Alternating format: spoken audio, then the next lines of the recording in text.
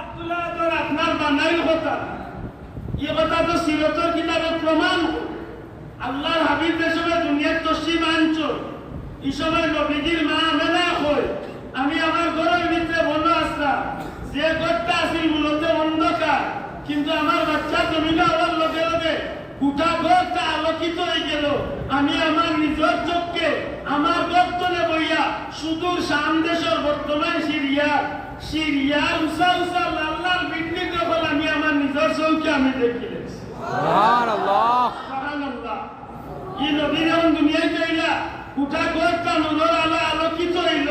নবীজির ফুফু হযরতে সুফিয়া হয়, বাচ্চা জন্মিলে বাচ্চারে নাভি কাটা লাগে, বাচ্চা জন্মিলে বাচ্চারে গোসল দেওয়া লাগে, এর বাদে বাচ্চার অভিভাবক কুলো নিয়ে মানুষের তুলিয়া দেয়।